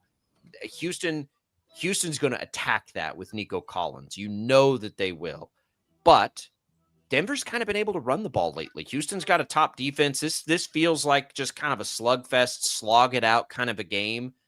Bo Nix with his legs feels like an impact in this game. I'm going to take Denver. I'll take the 1.5. This one's hard. This is as hard as any games I think we have all week. TJ? I'm going to go Broncos as well. I can't believe that the line is flipped to make them underdogs in this game, because what we've seen in the Texans early on this year, there's a lot of Texans beat the hell out of San Francisco last week. I know, that's what I'm saying. There's a lot of hype going into that game, and I don't believe it. I'm taking the Broncos. They beat everybody. They do. They find ways to win. Tommy? Yeah, this is the easiest game of the week for me to pick. It's absolutely the Broncos getting points. And the reason I say that is because, as you mentioned, Jacob, their running attack is absolutely for real. Between J.K. Dobbins kind of being the main guy between the 20s and then R.J. Harvey getting the touchdowns, that's kind of been the name of the game on the ground for the Broncos. And then you add in Bo Nix and what he can do also as a change of pace, throwing the ball with his arm and then also taking off and running as well. I'm not a Sean Payton fan, but I do think the Broncos are for real. They look like maybe one of the top 3 or 4 teams right now in the AFC. So the fact that they're getting points, I know it's on the road. Give me Denver. I'm going to take those points. Paul, Brandon sent his pick, so you know very well that you could take an island with Houston here at home. You know something? I was going to take the Broncos, guys. I'm not going to lie to you. I was going to take the Broncos. However, we're getting to that point of the year where you got to start, challenge the system a little bit. You got to think ahead. You got to think, here is an island. Okay, I might miss this, but if I win this, I pick up a game on all of you suckers. I'm going to go ahead and take the Texans because I want the island. I just have this feeling this will be Denver's fall flat week when I finally pick them, but we'll see if that works out for you, Paul. All right, the big one, Chiefs, Bills. TJ, you're up first now. Bills are 1.5 dogs. That's where we're picking it. Who knows where that line ends up by Sunday, but right now for us, it's at 1.5. Buffalo getting 1.5 at home. Josh Allen is really good against Patrick Mahomes in the regular season, and that's the one thing that keeps replaying over and over in my head. But my heart is telling me the Chiefs are finally going to do it because this Chiefs team is freaking awesome. Chiefs going to cover that number. 1.5. Tommy, you agree?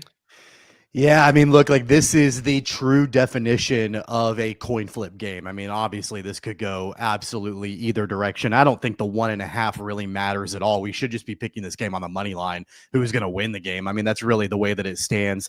I don't have a good read one way or the other than just the fact that the Chiefs seem to be clicking into gear at this point. And solely for that reason, I know the Bills are fantastic, but I'm going to join TJ. I'll take the Chiefs. That puts you up next, Paul. Well, this might be another island. I don't know. I'm kind of looking at it that way. I really like both these teams. I think both these teams can win the game. I think both these teams can cover the points, 1.5 points. I mean, this is kind of just a flip of a coin, but I think this is trending to the Chiefs, and I'm looking to make up points. I'm looking to gain on you guys. So with that being said, I'm going to go ahead and take the Bills because I think it's going to be another island. That's what it's looking like to me. Brandon takes the Chiefs. It won't be an island, Paul. I'm going to take Buffalo. Look, I think the Chiefs are the best team in football.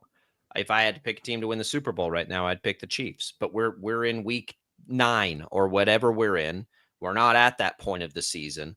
Buffalo, after that bye week, absolutely annihilated and embarrassed Carolina, and at least gets them, they got themselves back on track, if nothing else. They looked really good last week. I think it's going to be a classic game. I think both quarterbacks are going to play well. It's just, where does it, what's the difference? Maybe it's home field. So I'll take Buffalo. I'll take the 1.5. I do think the 1.5 could come into play. I would rather see it at 2.5, which is probably where it will be this week. And this isn't a game I'm putting any money on or anything else. I'll take some player props, but I'll take Buffalo. They've been good in this matchup, especially at home in the regular season. Brandon taking the Chiefs. That takes us to Sunday Night Football. Seahawks at Commanders. Commanders are 3-point dogs at home, Tommy, with Jaden Daniels, we assume, back. Yeah, I mean, I was at Arrowhead on Monday night to watch Washington. There was really nothing that impressive about the Commanders. I mean, I know that early on in the game, they forced a couple of turnovers against the Chiefs. Marcus Mariota ran the ball okay, I guess, but that was mainly it for Washington. I know that they may have Jaden Daniels back in this game. Terry McLaurin will not be playing. He re-aggravated that injury on Monday night. So that's a big time deep threat gone for Jaden Daniels. I really am not overly impressed right now with what I see from Washington, and I thought they were going to be a lot better than what they have been so far this season. So knowing that, I know it's on the road, and I know the Seahawks are laying points, and I don't love laying points with a road team necessarily, but I think I will take Seattle. I'm going to lay the 3. Laying points with a road team, Paul, that has to travel across the country. Well, I don't think that matters as much in primetime games, but, it's a thing. Well, but they're playing the Commanders, and I have really, I'm talking about, week 3, 4, I really started losing confidence in the Commanders, and I'm not sure I've gotten any of that, that confidence back in this team, fellas. I've got no prediction that they can win this game, although it's 3 points, but in professional football, who knows? I'm going to take the Seahawks. I think this might be the easiest pick of all the picks we're making today. This is the easiest. I'm taking the Seahawks. Brandon's taking the Seahawks as well. I'm struggling with this one either. I put hard ones on there. I kind of went and said, which ones do I not have a good feel for? Jaden Daniels is Jaden Daniels. And Tommy, you know this because we talked about it all offseason. I have not been a believer in the Commanders to get back to where they were last year. Now they've had all these injuries. They really miss Terry McLaurin. Seattle, oh man, I think I'm gonna bet on Jaden Daniels at home. I think I'm gonna bet on Jaden Daniels at home. I'm gonna take the 3 points and just see if he can't have a superhero game a little bit. I did think their defense in the first half looked a lot better than it had. And if they can, we know Sam Darnold under pressure, remember, sees ghosts and all those things. If they can get a little pressure on him like they did on Mahomes, he's probably going to make some mistakes. I'll take the points at home. I'll take Washington. I was sitting here typing in Commanders for my pick because I was sure that I had my Seahawks down and I was switching it to Commanders because I was sure I was going to get that island there, but you switched it up on me. Also, I was sure that we were going to get a Paul Savage quote in there about how they're going to go to Washington, D.C. and be distracted by the government shutdown antics and not be able to play in this game. It's a factor. I'm going to take the Seahawks in this one. As PJ Glasser likes to tell us, the Seahawks have the 12th man at home, but they kind of suck at home, but they're really good on the road. So I'll take this one. I agree with Tommy. I was in Arrowhead, and I was not moved by the Commanders. I don't think that Jaden can fix those problems. I'll take Seahawks and lay the points. Yeah, listen, I thought I might get an island there, and Jaden Daniels with points at home. We'll see what kind of legs the young fella has. That's it. That's 6. That's our games. We'll see how three islands on the board this week. And I tallied up last week's. I got the results for you. Coming in last, Jacob and Paul and Tommy all go 2 and 4. Brandon goes 4 and 2. TJ goes 5 and 1. Wow. And the overall standings? I was 1 Sunflower Showdown miss away from a sweep. Jacob's in the lead with 31. Paul, Brandon, and Tommy have 27, and I've got 26. I got some cushion for some of these hot takes this week. I have a feeling I'm going to have a bad week, but we'll see. All right, that's the picks. We're coming back to talk high school football. Tommy, see ya. Appreciate it. Paul, stick around. We're talking high school football next.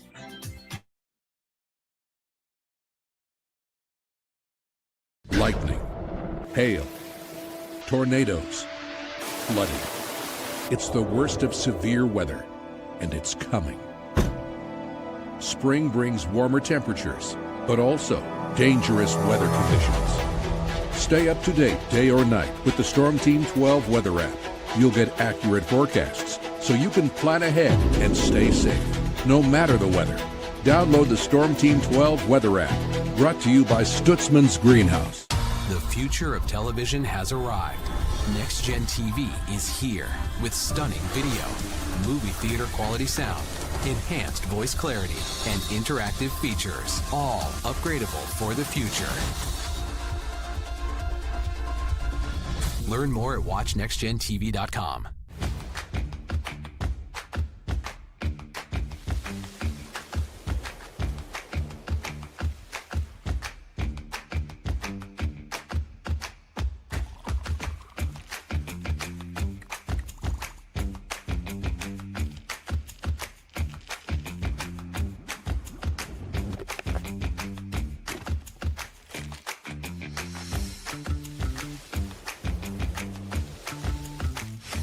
The canvas of our imagination. They tell a story. Clouds affect the events of your day.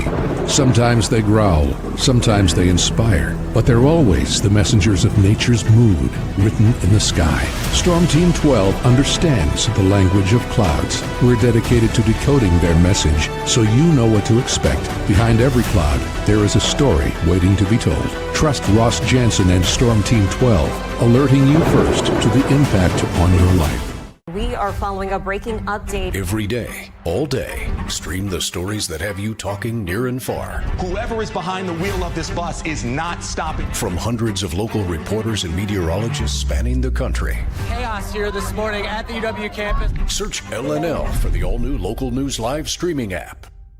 Odyssey is one of the most influential audio and entertainment brands in the nation. You already know Odyssey's iconic local radio brands in Wichita. But did you know Odyssey has the country's best collection of music, news, and sports brands? Odyssey is also a premium podcast creator, major event producer, and digital innovator. Odyssey brings people together across the country and right here in Wichita. Odyssey also delivers meaningful radio and digital audio results. Find out our story and impact at odysseyinc.com/Wichita. Make yourself known now. 310-1 in traffic pursuit. Oh my God, here. Investigate TV Plus begins with real people. We investigate stories that impact you. And inspire change every day. Something is broken. Real problems. Why are they hiding it? And real solutions. My daughter was dying in front of me. What was your reaction when he said that? Investigate TV Plus, weekdays at 3:30 p.m. on KWCH. Sometimes people tell us, I don't get it, it's just tea. But let me tell you, we are so much more than just tea. With 20 plus flavors of sweet and unsweet iced tea, the possibilities are endless. Come on in and try them all for free to find your favorite, or get us on the go for your busy lifestyle. And don't miss happy hour every day. So the next time someone tells you it's just tea, tell them to come by and find out why we say, drink tea, be happy. Jim Rome here, lighting up your afternoons on The Jim Rome Show. Catch me starting at 2 on Wichita's #1 sports radio, Kansas Fan Headquarters, 97.5 and 1240 KFH.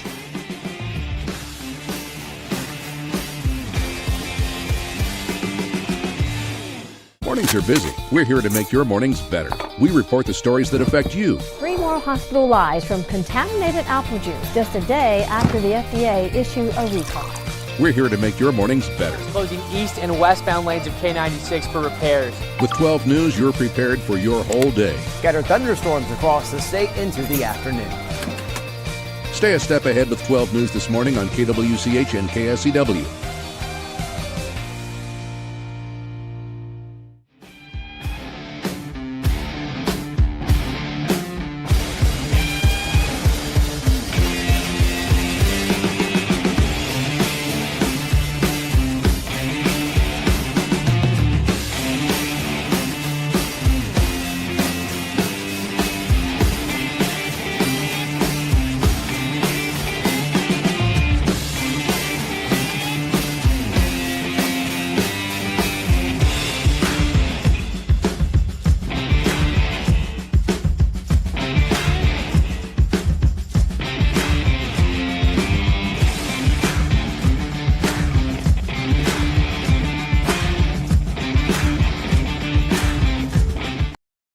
Sports Daily is on KFH.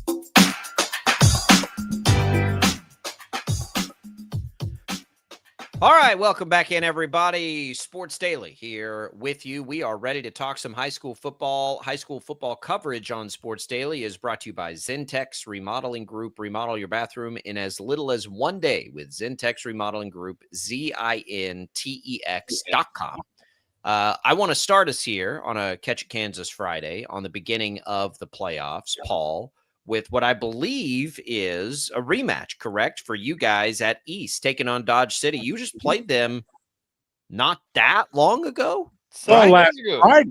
It was just last Friday we went out to Dodge City. We had already figured out, so we'd already seen the possibilities that if we won out in Dodge City, we would play Dodge City again the next week. That looked like it was going to be a fact. But if we won in Dodge City, we would come back and play the first round here in Wichita. Well, it turns out we did not beat Dodge City. So guess what? We're getting on a bus again. We're going to repeat for 2 weeks in a row, driving to beautiful Dodge City, Kansas. Wagons West, head out there. So what did you guys learn, Paul? It was a 1-score game, if memory serves. It was close. Right. Probably, I don't know, probably feels coin flippy again here in this one, but this is the kind of first round matchup we get excited about. Right. When you go up and down, all your great matchups in the first round are going to be teams that are in the middle of the rankings. You know, your 8s, your 9s, your 7s, your 6s. Those are going to be the fun matches because they're good teams. I mean, how much fun is it going to be? And no offense to North, those kids give great effort. I don't care what you say, how good they are, no matter what, size, speed, whatever. Those kids work hard. They try. I really mean that. But there's no joy in North going and playing Mays. I mean, it's just, who wants that? But with that being said, the middle part of these brackets is always going to be fun and interesting. And I think both Dodge City and East would say, hey, either team can win. Who's going to show up, make the adjustments from last week, and are going to be able to do the things that it takes to win the ball game? Because I think it's two fairly evenly matched football teams. So we'll just see who has made the best adjustments, who has done the best job of preparing, and we'll go from there. The one thing that I'm hopeful on the game for tonight is that the Southeast winds are not there tonight. Last week, the Southeast winds, the wind was from the Southeast. And, in the Southeast part of that town, there's like these huge cattle places, that process. Smell of money, Paul. Smell of money. It smelled like something. I wasn't sure it smelled like money for like 4 hours in that stadium, but it smelled like something. But anyway, my hope is the winds are from the north at least. I grew up with basically a feed yard in my backyard, and that was our go-to line. Smells like money. Smells like money. That's true. All right, let's stick with the big schools here, TJ. I think one that we've sort of highlighted, and you guys have featured it a little bit, is Southeast, and what they've done is such a great story this year. They size it up. It looks like not only have they had this great season, first time in more than 20 years or whatever, that they've gotten to 6 wins. Not only that, they have a real good chance to advance in the playoffs. Oh, yeah. First time they've won 6 games since 2007. So just about 20 years. If they win tonight, it'll be the first time since 2000 that they've had a 7-win season. And so, the best sound, I talked to them earlier this week and did a feature on them, and then we'll have more on them this afternoon. It's the game of the week that we decided to do this one on. The best thing that I heard from them is I talked to their coach. It's the second year there. And I said, how are the kids handling, having this much success, having a 6-2 regular season? How are they handling it? And he said, they don't know what to think. They've never done this before. They don't know what to think about this. And so like they're learning as they go, but man, like they've got some guys, they've got like 28 seniors. They were telling me, a lot of upperclassmen. They do things really well. Their only 2 losses were against Capon and Northwest, I believe, or something like that. I mean, 2 buzzsaws. I mean, other than that, they handled their business with everybody else, won some tough games, and they get to host a playoff game tonight, which I couldn't figure out how long it's been since that, but you'd think it'd be just about 20 years as well to get some home field advantage at the playoffs. So they're pumped about it. They get Heights tonight. Should be able to take care of business there. They had that game earlier on in the season that they won. So just an awesome story to feature a school that used to be awesome and that Paul will tell you about. But it's cool to see whenever they're good, it feels like the middle of the City League is floating up a little bit, which is always great for the City League. Well, and I want to ask you about the City League because you guys, Paul coaches for East for the viewers that haven't caught on. You guys see all of these teams. Carroll gets the win last night.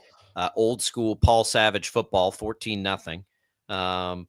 What do you think of the City League this year, Paul, overall, as we now turn the page into the postseason? It's been so much fun watching teams like Carroll. Carroll's been down. Carroll's been down the last couple of years, as you guys well know.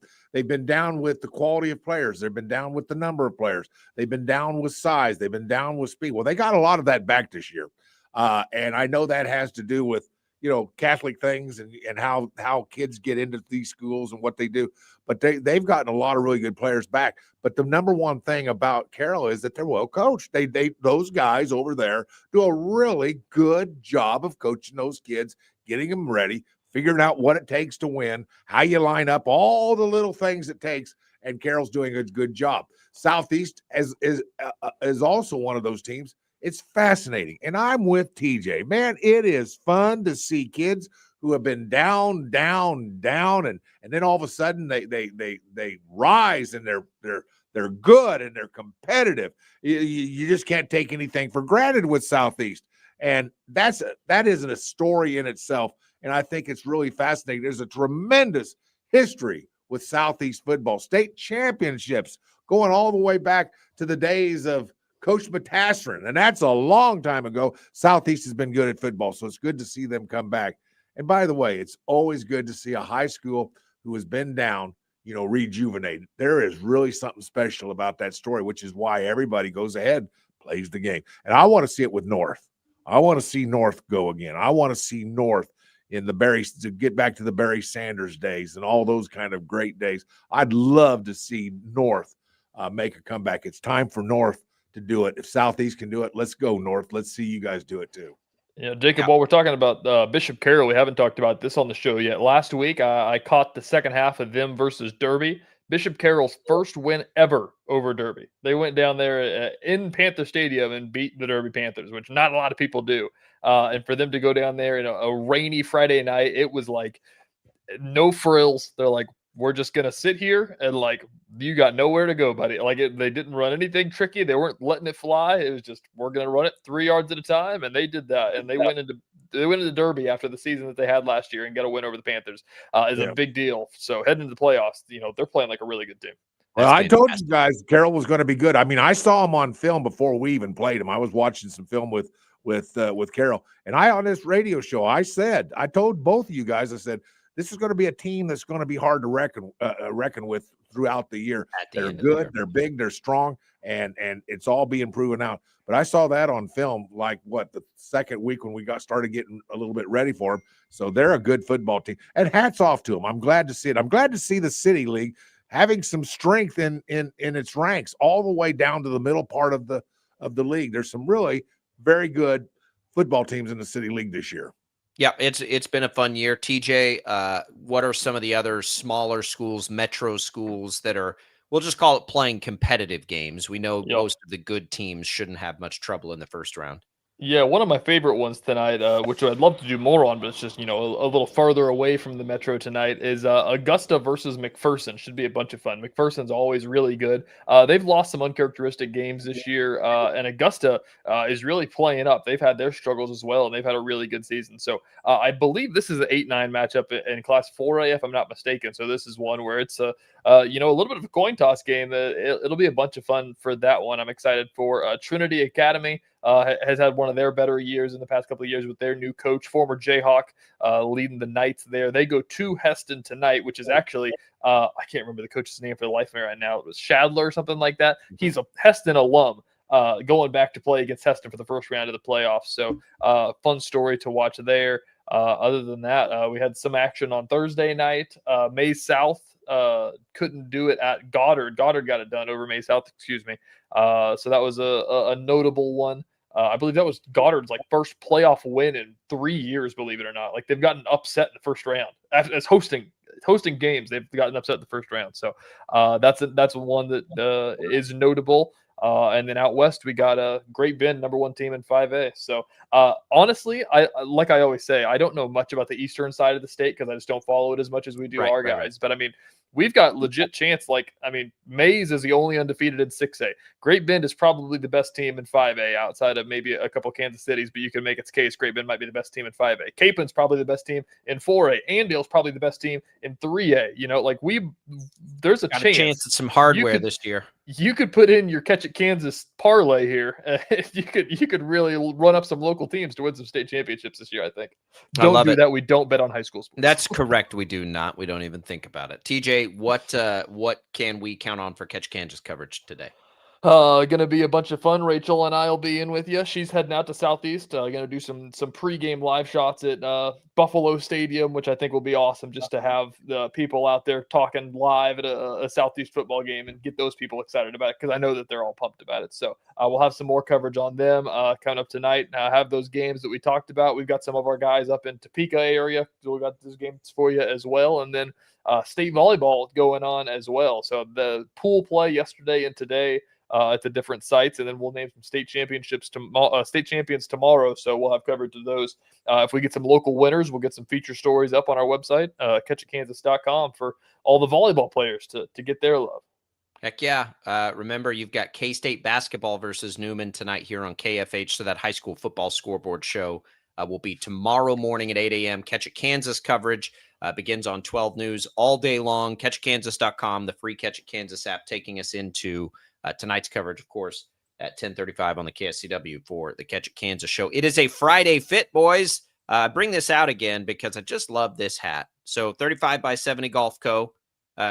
See that buffalo? Maybe the buffalo with the yellow, the gold headband. Maybe Southeast fans looking for a little swag. 35 by 70 Golf Co. We appreciate their support. It is a good time to get on there and check out their cold weather gear, as well as the temperatures are turning, and it's a little trickier to play golf in the regular gear. So go to 35by70golfco.com and check out their selection. You can use the promo code Jacob for 10% off your purchase there. I'm ready for it. You guys get good weather for Friday night football versus a week ago. That's always nice. I don't love when games are impacted by weather.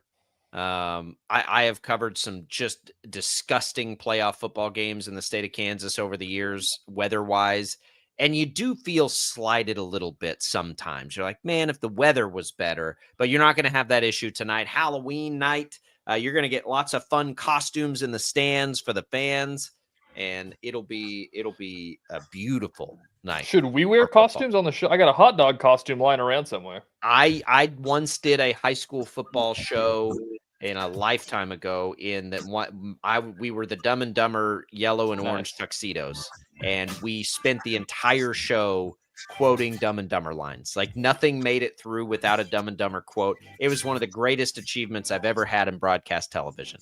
I got to find that broadcast. I'll send it to you. We got more Sports Daily. Stick around. We're coming right back.